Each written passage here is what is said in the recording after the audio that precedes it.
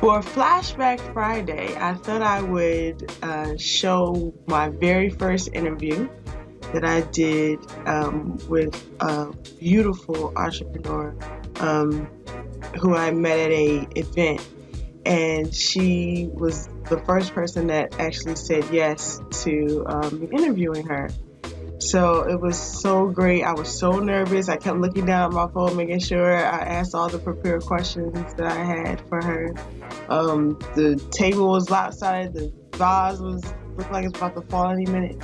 But we went ahead and did it. I even thought that I lost the interview because the camera actually cut off before we finished, but I didn't know until we finished. So I thought everything was gone. And as I was looking back through the footage after I figured out that I just needed to charge the camera, that it actually captured the majority of the interview. So I just wanted to share that today and also share that everything is not going to be perfect when you first start something that you want to do, but the important part is that you start. So this is me starting. This is the McKenna Archives.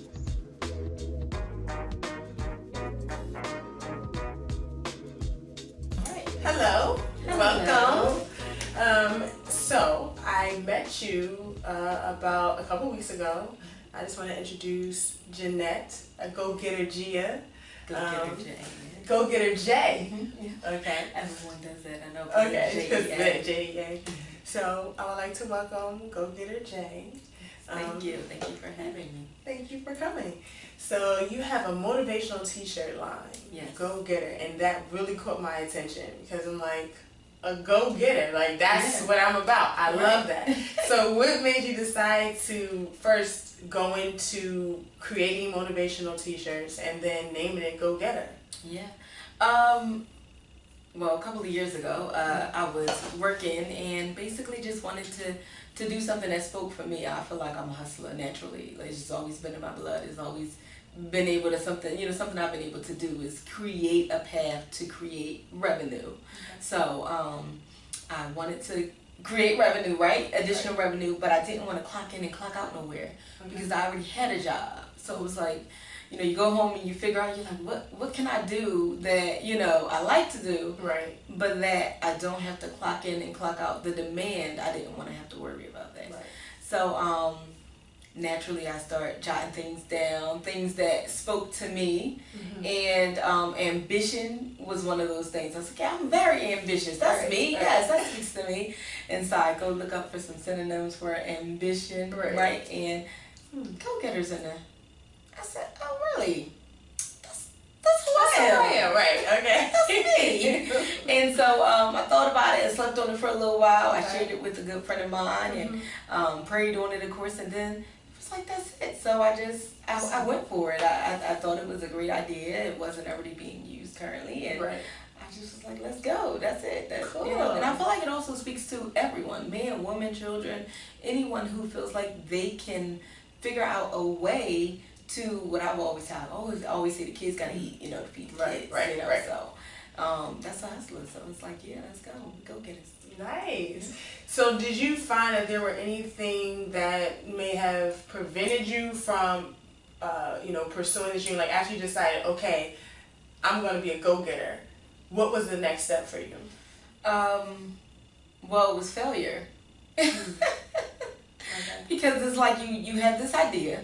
And you go and you want to implement it, and so you say, oh yeah, well let's go, and we're gonna get this and get all the supplies and things that you need to start your business, and you go and you do your paperwork, and you're like, okay, now what? Right. Oh, okay, well I gotta sell it. Well, how do I have to sell it? And I started this business in 2010. In 2010, all of the ways of the world with technology that we have now, being able to purchase from Instagram and being able to create we had some of it, but not a lot. And what we did have, I felt like it was hard to reach. Where do I get that information from? So I didn't have, that assistance. I didn't have that internet base where it just reach out and touch it almost. Right. And so so it was like a lot of groundwork. It's so much groundwork, so much. So so the next step was definitely, like I said, I had to fail in order for me to succeed. So I did that. Okay. And that was pretty much it. But I learned to figure out what worked for me, because the thing about it is I'm looking at other people's businesses and what they sell and how they do it. And I had to realize and come to an understanding that what they do doesn't work for me. Right. You know, and I tell everybody, everything ain't for everybody. Right. But I had to learn that firsthand first. Right. Right. So you had to pave your own way. Absolutely. Absolutely. So what were some of those things? So, you know, there were obstacles. If you don't mind, if you could share, like giving us an example of like one of those failures and how you were able to move forward and kind of pave your own path. Yeah. I saw someone basically, you know, kind of like selling hand to hand. You know, like, you know, basically in the street. And I tried that, you know. Okay. You know, I can sell my t-shirts, right. Drive around, got everything in the trunk, you know what I mean? And I just, you know, I went out and I tried, and I was like, what am I doing wrong? Nobody bought anything, you know what I mean? And I did. I went up to a company, hey, good afternoon, how are you, sister? Would you like to buy a shirt? They've got shirts for $10. And I was like, something is wrong. I'm good at this. Right. Why nobody buy nothing? Right. You know, and so it was a mix of, you know, a little bit of mix of me asking myself some questions and answering some questions and really trying to figure out again what worked for those people wasn't going to work for me. And so before, and I guess pop-up shops are real popular now, vending events and stuff like that, but before they became popular, I was doing them. That was more my lane. I figured out, you know, I was working, was managing a nightclub at the time, so it was like, I'm gonna utilize my space. What I have girls, I have guys, I have bartenders, we got kitchen staff. Right. So it was like, let me utilize. So started speaking, you know, what I was doing basically through them. And that was my lane. Nice. You know, it's kind of like use what you got. Right. Because what you was trying to do wasn't working. Right. Don't try to use what they got. Use what you got. So just being able to really realize my power almost, because I had a slew of staff and it was like, you use them. Right. What are you doing? This is like over there. You got a whole building, you got a whole everything, and even though it wasn't particularly mine, you know, but the fact that I worked there and I had access to it, it's like, use it. Right. Awesome. So that was my lane. I had to figure that out. Right. So, in my line of work, right, I learned a lot about myself, right? So I'm doing like personal power principles. I'm doing this program with Lee Jenkins. And in that program, I had to do a lot of self-evaluation and reflection. And part of that process was learn about paradigms. And paradigms are those things that are in our environment, right? The things that are in our homes, in our family, around our friends. Those are the things that impact how we think. Right. You know, things that we do, and then obviously the results that we get, right? So could you tell us anything about like some paradigms that may have impacted, you know, like you told us about that, you know, situation where you know, kind of went into someone else's lane, right? So were there some things that were going on in your head, or things that, you know, that you were kind of programmed to think about the way, you know, that you thought about, you know, doing your own business and think about, you know, what are some of those paradigms that you felt like you had to overcome? I would say one of them definitely was kind of keeping business. I have family members that have businesses, you know, long-standing businesses. And I'm like, oh, they deal with family. That's fine, you know. And that was, in my mindset, it was like you put your family on. You know what I mean? That was my mindset. That's what you do. When you get a business and you're doing okay, that's what you do. And I just had to kind of learn the hard way. Like, okay, scratch that one out my head. That's not going to work. And it's not to say you can't, but you just have to be very particular. Again, you have to keep business. Even in dealing with family, you still have to just learn to keep business. And so that was definitely one of them. My mindset regarding how you do things, you know. I come from a very stern family, Okay.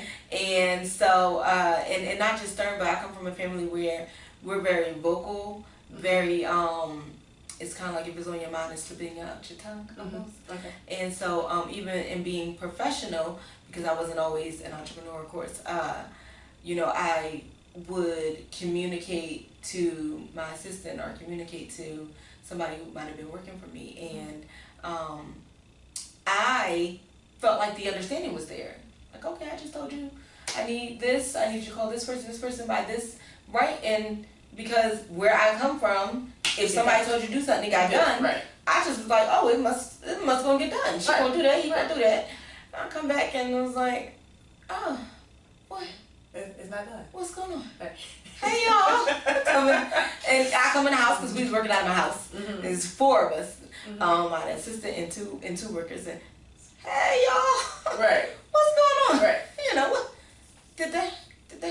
Or I'll get a call from the very person who I asked them to call, and I realized they didn't call.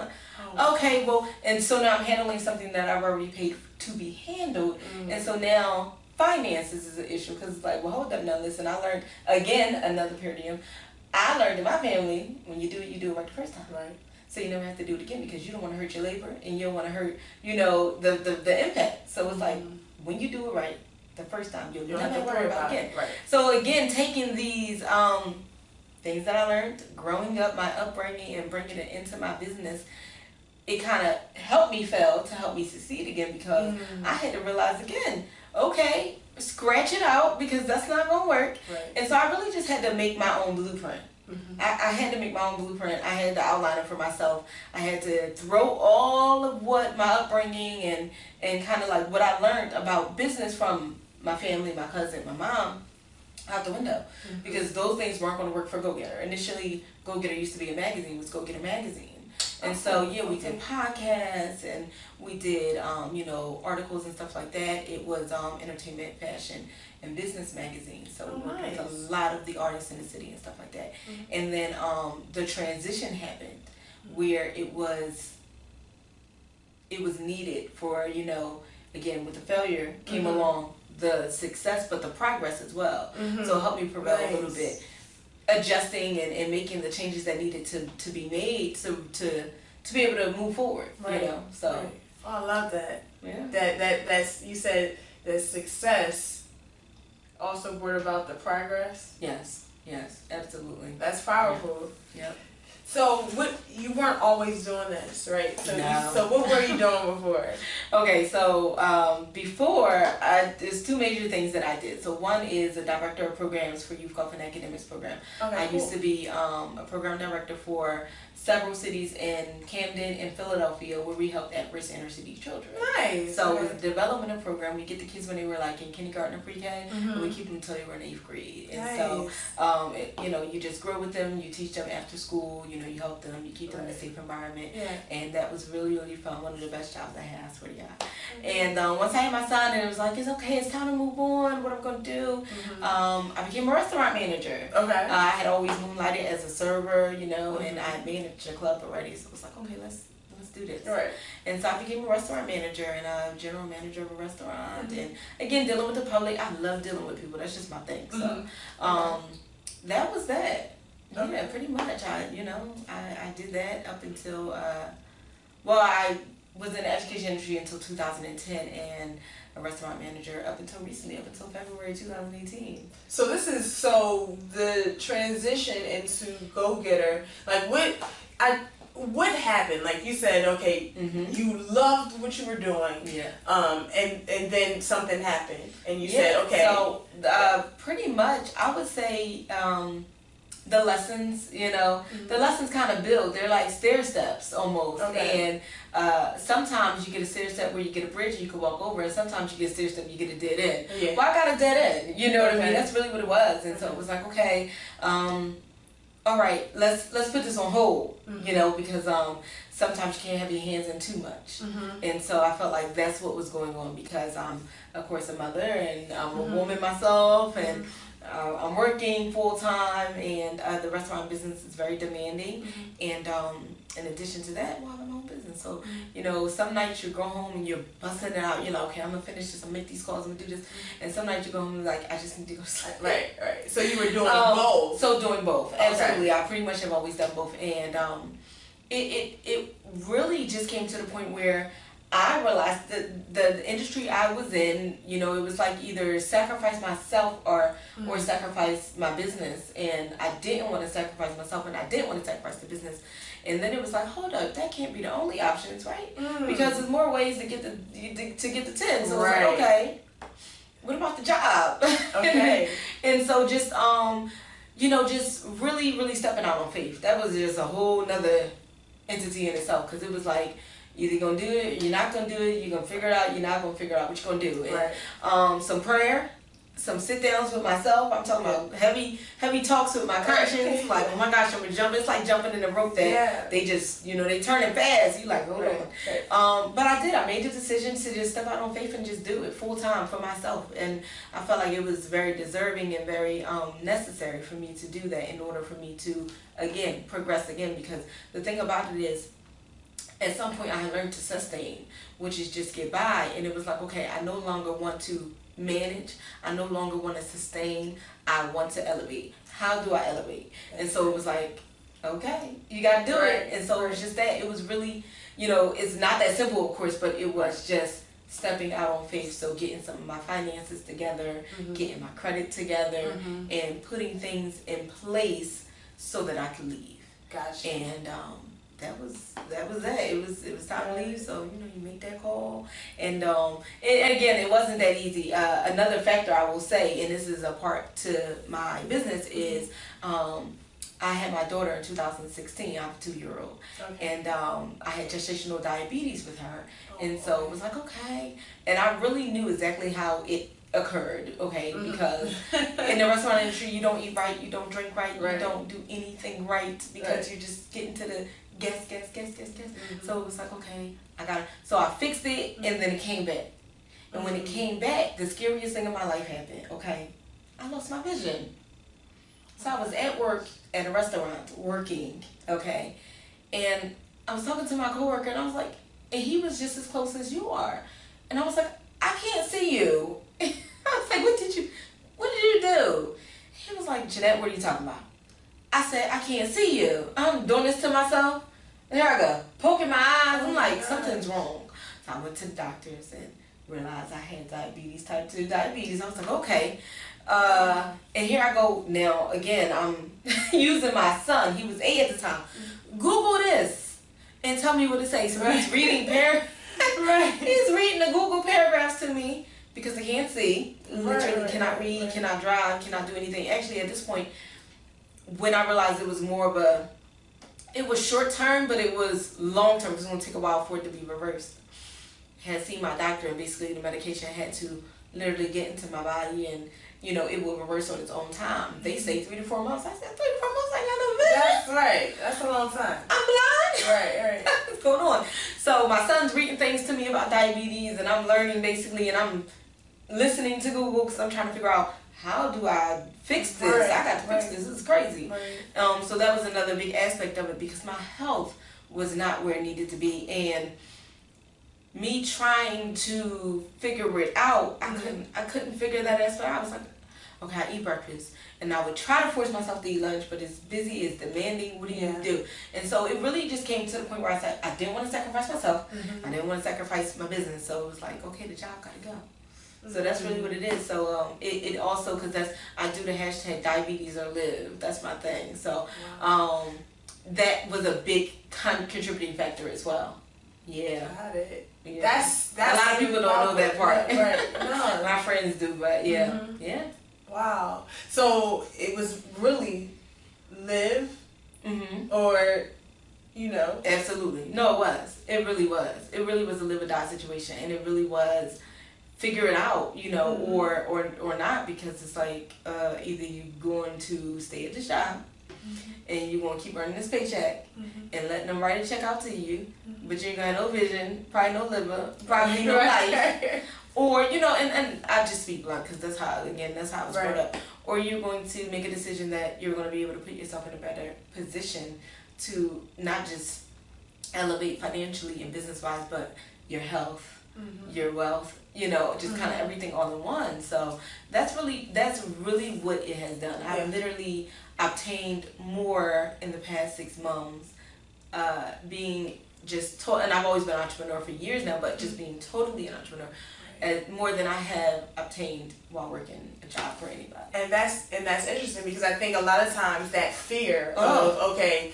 I have a full-time job, I have the security, I'm working 9 to 5, I have my health insurance, right? These benefits, I'm not leaving that to pursue my dream. But that, you know, turning point to say, listen, what am I going to do? And then you actually going to get that, and then that fear was just like an illusion, because you actually are healthier. You're making the money that you know what I mean. So you're no longer sustaining and managing, right? Yeah, it's elevation, and definitely, which is a great thing, and that's a lot what Gogetter is about. It's you know, ambitious individuals getting things done, and it's really just about and I don't want to encourage anybody to leave their job, but it's encouraging other people to do what works best for them.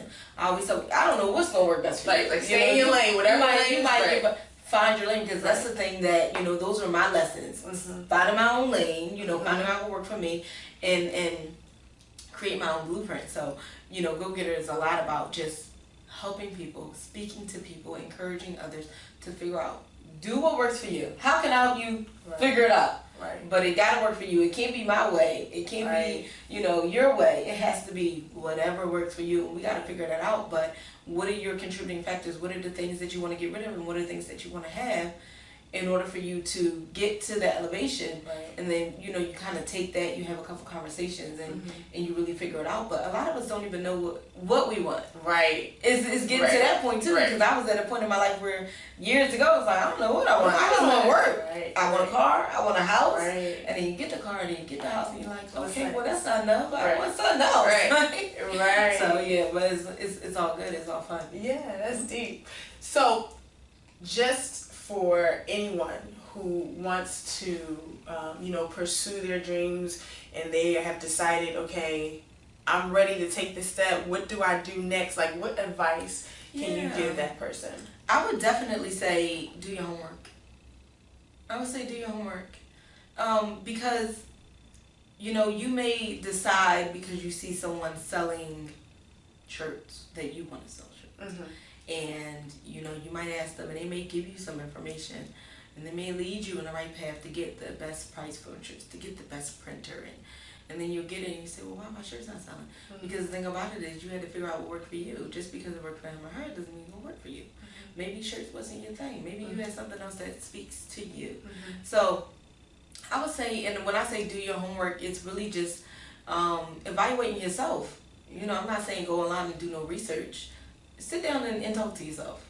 You know, like, I have conversations with myself. Have a conversation with self. I do. I really do. Like, you know, I'm like, okay, well, should I do that? Does that make sense for me to go there? Like, I have heavy conversations with myself. I got to let you know, okay? But that allows me to, you know, be honest with other people.